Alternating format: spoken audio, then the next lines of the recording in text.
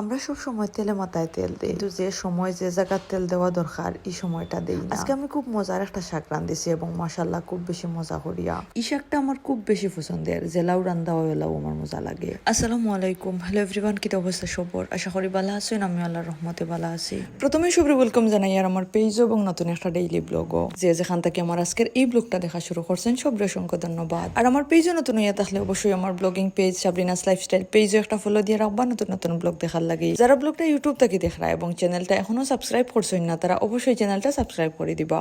ইগুন হলো গাছের একবারে ফ্রেশ তাজা নালি শাক। আর ইগুন শুধু ফাতা নাই, নালির আগাবাঙ্গা শাক।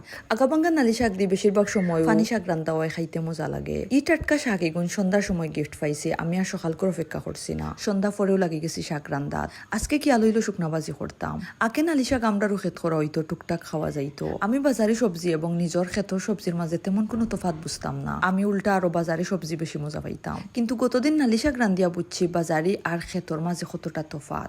আমি শাক ইগুন বালা করে দইয়া খাটিয়া রেডি করে লাইছি রান্দার লাগে। সাথে পেঁয়াজ এবং রসুনও কাটিছি, লগে কটা শুকনা মরিচ বার করছি। এর মাঝে সবুজ টাটকা একটা নাগামরিচ। নালি শাক বাজি শুকনা মরিচ দিয়ে খাইতে মজা। বাজির মাঝে শুকনা মরিচ দিমু, নাগামরিচ দিতাম না। দরকার হইলে নাগামরিচ লাগাইয়া খাইমু। নাগামরিচ একটাও গিফট পাইছি। যে আমরারে শাক গিফট করছেন হে আমরারে লগে নাগামরিচও গিফট করছেন। আচ্ছা আইক এখন রান্না শুরু করি দেই। ইগু খুবই সহজ একটা রেসিপি, তাও একটু শেয়ার করি। ই কড়াইয়ের মাঝে আগর কিছু তরকারি আছিল। আমি তরকারিটা গরম করিয়া আর একটা বাটির ডালিয়া শাক রান্দার লাগি রেডি করে লাইছি। শাক বানাইয়া দেখছি বাক্কা হইছে। আমার মন বড় একটা কড়াই লাগবো। যদিও আমি জানি যে কোনো শাক সিদ্ধ হওয়ার পরে আটি যায়, কিন্তু একটু হাই ছয় মতো লড়ার লাগি ও কড়াইটা সিলেক্ট করা। তো কড়াইয়ের বিষয় এখানেও তোতা হইয়ার শাক সিদ্ধ হওয়ার পরে কড়াইয়ের মুড়ো একজোড়া ফড়ি থাকছে দেখিয়া সরম লাগে। তো প্রথমে আমি চুলাত কড়াইটা বয়াইয়া একটু গরম করিয়া একটু বেশি পরিমাণে সোয়াবিন তেল দিলাইছি। নালি শাক এমনিতেও রুটা কাটা, একটু বেশি করে তেল না দিলে খাইতে মজা লাগে না। আর যেগুলো শাক একটু বেশি করে তেল দিয়া রান্দিলে পুষ্টি গুণটা ঠিকঠাক থাকে। আমরা তো সব সময় তেল মাথার তেল দেই, দেখা যায় বেশিরভাগ সময়ও আমরা মাছ বা মাংস রান্দার সময় বেশি তেল ইউজ করি। মাছ মাংসের মাঝে তেল তো এমনিতেও থাকে, একটু কম দিলেও সমস্যা হয় না। কিন্তু শাকও তো কোনো তেল থাকে না। তো শাক রান্দার সময় সব সময় পরিমাণ বুঝিয়া একটু বেশি তেল দিলেও মজা লাগে। তবে যারা তেল পছন্দ করেন না বা তেল খাইলে সমস্যা করে তারা হিসাব আলাদা।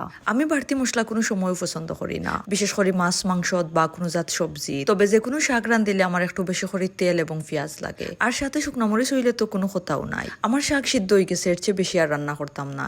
একটু একটু খাসা খাসা রয়েছে আর আমার ওলা খাইতেও মজা লাগে। আমি রান্না শেষ করিয়া উসুলাত থাকতে থাকতে একটু খাইয়া টেস্ট করিলে আর ইগুন তো আর কচু শাক নাই যে খাজুয়াইতো। যে শাক বা সবজিগুলাই খাজুয়াই না, ইগুন আমার খাসা খাইতেও মজা লাগে। খাসা বলতে হাফ বয়েল আর কি, একবারে খাসা খাওয়া তো আর সম্ভব নাই। তো দেখতেও পারছেন শাক আটিয়া কতটুকু হইছে। আমি চুলাতে কিলামাইয়াও খাওয়া স্টার্ট করে দিছি। ই শাক মজাও লাগে না, জেলা রান্দা হয় ওলাও মজা। শাক রান্দার তো বেশি উপকরণও লাগে না। আমি গরম তেলের মাঝে ফার্স্টেও শুকনা মরিচ ছাড়ি দিছি, এরপর কাটা রসুন, কাটা পেঁয়াজ এবং লবণ। গুড়া মরিচের মাঝে একটু হলুদ গুঁড়া এড করছি, না দিলেও সমস্যা নাই। মাশাআল্লাহ অত মজা হইছে আর পেট ভরিয়া ভাত খাইছি। কতদিন বাজার থেকে কিনে আনছিলাম, মোটা মোটা ফাতা, একটুও ফিসলা নাই, কোনো স্বাদ নাই, গন্ধ নাই, একবারেও মজা লাগছে না। কিন্তু আলহামদুলিল্লাহ আজকের শাক ইগুইন দেখতে যেমন সুন্দর আছিল তেমনি রান্দাটাও খুব ভালো হইছে। নিজে নিজে রান্দিয়া নিজেরও প্রশংসা করি। আর যাই হোক শাকর লগে একটু ভেন্ডি বাজিও করছিলাম। আজকে আমার দুইটাও পছন্দের খাবার আছে আর আমার মানুষের ভেন্ডি বাজি পছন্দ করেন। আমি ভেন্ডি বাজিও মাত্র 2 থেকে 4 মিনিট রান্না করি। হাফ বয়েল হয়ে গেলেও আমি চুলা বন্ধ করি লাই। আর বেশি রান্না করলে ন্যাচারাল কালারটা নষ্ট হয়ে যায়। তো রাইত খাওয়া দাওয়া করিয়া বুবি লইয়া বইছি। বুবি হইলো আমার খুবই পছন্দের একটা ফল। আর এই বুবি গুণ বাই একজনে ফাটাইছন। বুবি গুণ ফুরাফুরি ফাঁকছে না, তাও যথেষ্ট মিষ্টি আছিল। আচ্ছা একটা কথা, যার বাড়ি বুবি আছে আমার একটা দিনের লাগে দাওয়াত করবা নেই, আর কিছু খাওয়ানি লাগতো না, খালি বুবি খাওয়াইলে হইব।